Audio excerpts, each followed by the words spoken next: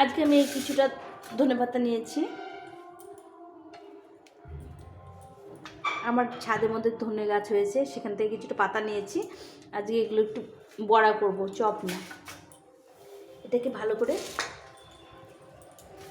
কুচি কুচি করে কেটে নেব।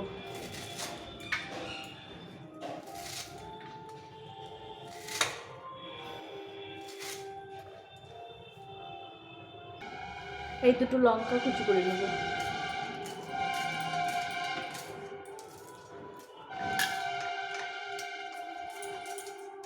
একদম কুচি করে নেব দুটো কাঁচা লঙ্কা। এখন এই ধনেপাতাগুলো বাটির মধ্যে দিয়ে দেবো। এভাবে বড়া করে ধনেপাতা বড়া খেতে খুব ভালো লাগে। এখানে একটু বেসন দেবো 2 চামচ মতো।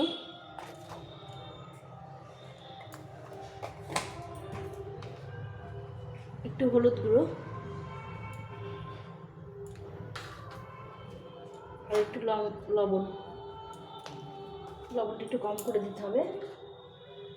দিয়ে এটাকে ভালো করে মেখে নেব। প্রথমে ভালো করে মেখে নেব, তারপর জল দেবো।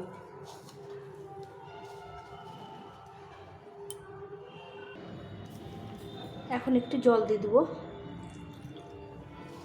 দিয়ে এটাকে ভালো করে মেখে নেব।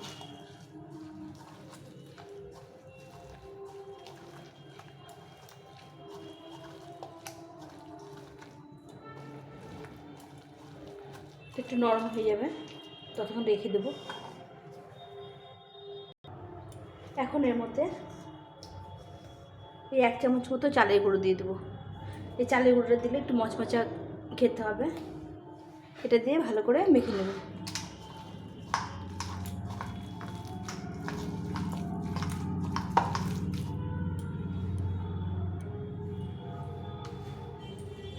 এখন এর মধ্যে কিছুটা কালো জিরে দিয়ে দেবো,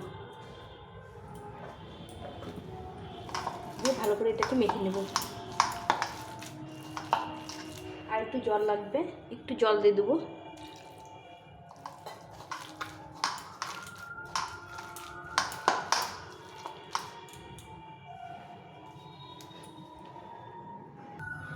কড়াইটা গরম হয়ে গেছে, এখন একটু তেল দিয়ে দেবো।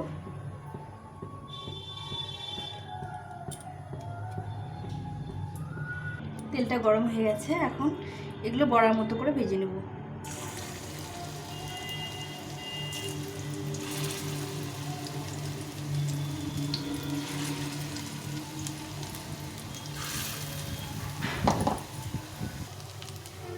এক সাইডে ভাজা হয়ে গেছে, এখন একটু উল্টে দেবো।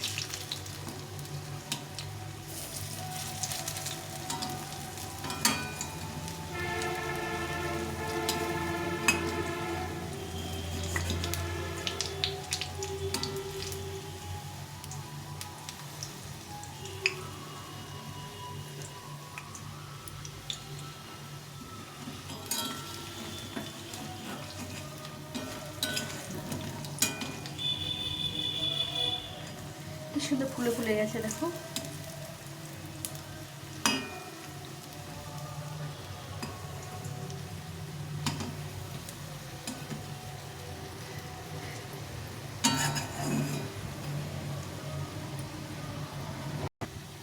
এগুলো ভাজা হয়ে গেছে, এগুলো উঠিয়ে নেবো। দেখো কি সুন্দর ফুলে ফুলে গেছে। এগুলো খেতে দারুণ লাগে। একটু বিট নুন ছড়িয়ে দিতে হবে, দিয়ে এগুলো উঠিয়ে নেবো। বাকিগুলো ভেজে নেবো এইভাবে করে।